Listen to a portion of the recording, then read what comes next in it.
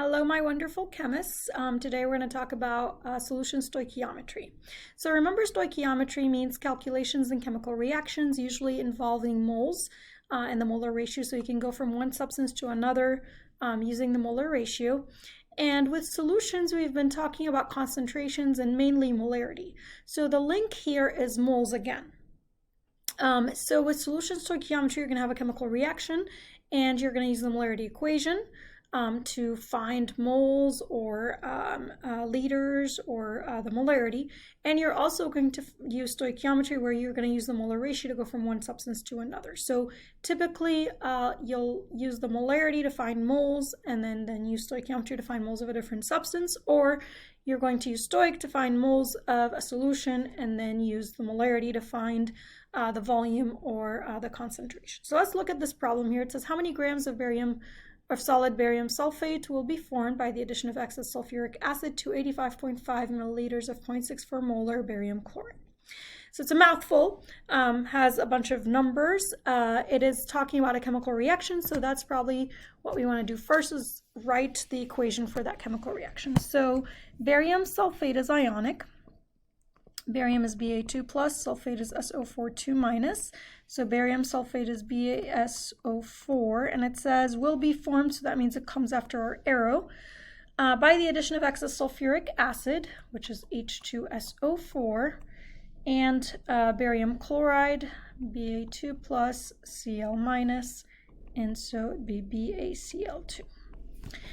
Now, as you look at it, it's impossible to balance because the chlorine and the hydrogen kind of disappeared. That's okay because you guys are expert chemists. You know that this is a double replacement reaction.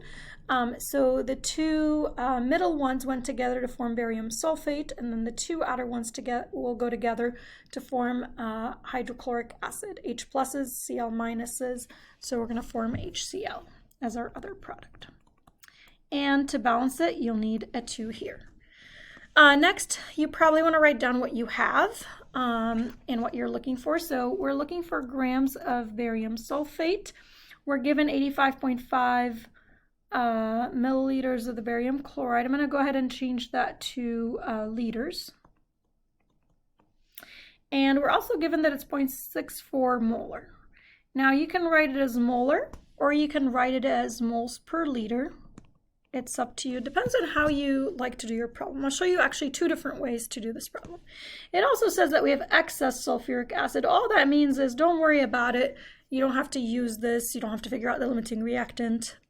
So it's just there to tell us you don't have to worry about it.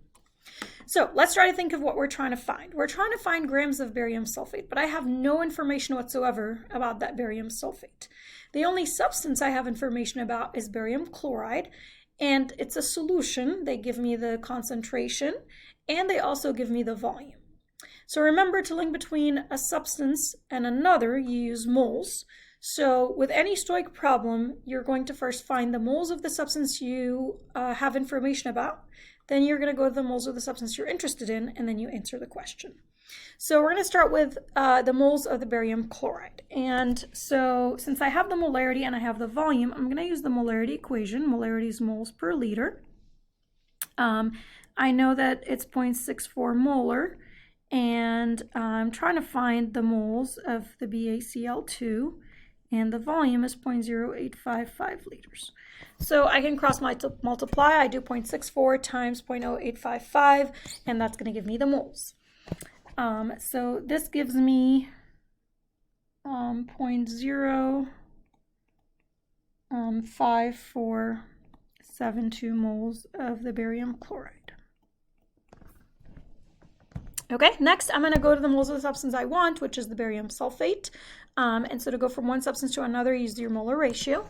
So you're going to put moles of barium chloride here, moles of the barium sulfate here, and to get the numbers you look at your molar ratio. Oops, it's a 1-to-1 here and here,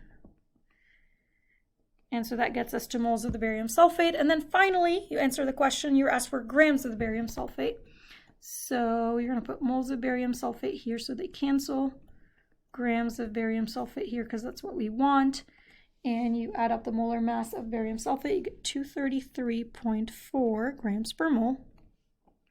And so you end up all together with sig figs with 13 grams of barium sulfate. And that's your answer. I do want to show you one quick tweak to this, if you prefer. Instead of using the molarity equation and stopping to punch this into your calculator to find the moles, you can do it all in one big setup. So you have to punch it in only once by using your units to cancel to find the moles of the barium chloride.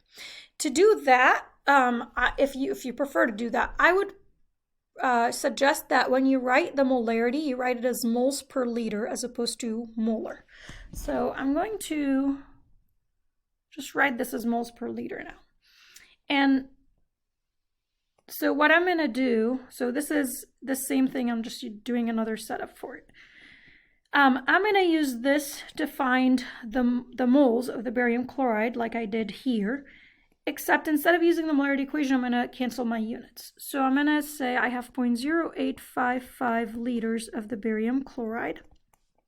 I don't want liters, I want moles. So I'm going to put liters on the bottom and moles on top. And to link between the moles and the liters, I use the molarity. It's 0.64 molar, which means 0.64 moles for every 1 liter. 0.64 moles for every 1 liter. So I put 0.64 next to the moles and 1 next to the liters. And right now, my liters cancel and I have moles of barium chloride. From there, it continues the same exact way as we did above. So then you'd go from moles of the barium chloride to moles of the barium sulfate. We said that's a 1-to-1 ratio. Then you go from the moles of the barium sulfate to the grams of the barium sulfate, and that's 233.4 grams per mole. And so it's the same exact thing. You're going to get the same answer. It's just whether you prefer to plug it into the molarity equation or whether you prefer to cancel out your units. The advantage to this one is it makes more sense when you plug it in. The advantage to this one is you don't have to stop in the middle to punch it into your calculator. You can just put it all in one setup. So in the calculator, you just do 0.0855 times 0.64 times 233.4 grams, and you should get 13 grams at the end. Let's do one other example. So this one says, what volume of 0.76 molar sodium sulfate is needed to react with 12.5 milliliters of 0.19 molar barium nitrate? So again, the first thing you want to do is, if it's talking about a chemical reaction, is you want to write out your chemical equation. Sodium sulfate, that's ionic, so we got to balance out our charges. Na plus SO4 2 minus, and so that is Na2SO4. It's needed to react with barium nitrate, Ba2 plus, and NO3 minus, so BaNO3 2. Now they don't give us any products, but again, you're expert chemists. I'm not worried about that. You know this is a double replacement reaction, so the two outer ones will go together. The Na plus and the NO3 minus will go together to form NaNO3, and then the two middle ones together will form barium sulfate.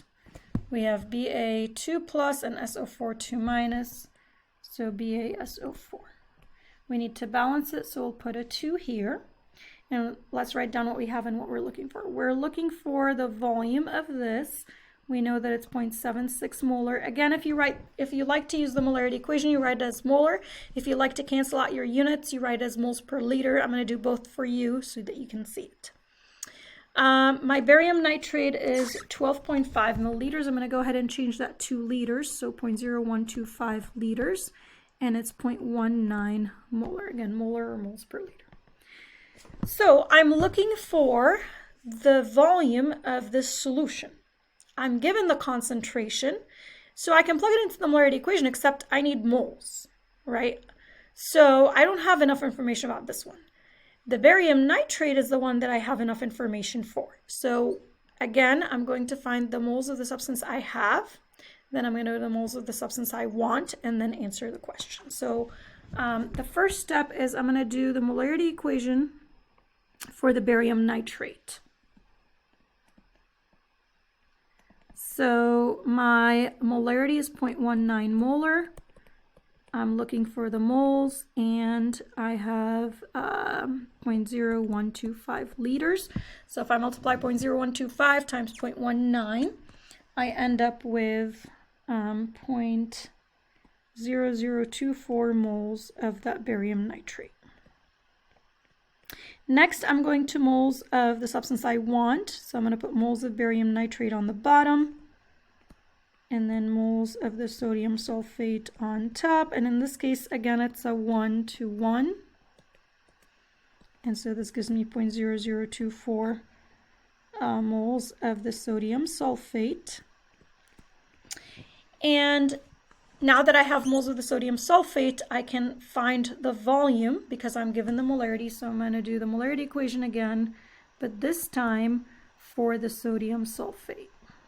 So I know that it's 0.76 molar, and I know that it's 0.0024 moles of that sodium sulfate. And so I can solve for the liters here. So what you would do is you would take 0.0024 divided by 0.76, and that's going to give you the volume. You end up with the volume being 0.0032 liters, or 32 milliliters. Now I do want to show you using your units so that you have it in just one setup as opposed to 3 different steps. So instead of molarity, I'm going to write moles per liter for both of these. That way I see it a little bit better. So I'm going to start with the barium nitrate and find the moles for it. So I'm going to start with the volume. I have 0.0125 liters of that barium nitrate. And I don't want liters, I'm looking for moles. So I'm going to put liters on the bottom and moles on top of that barium nitrate. And to link between moles and the volume of a solution, I use my molarity.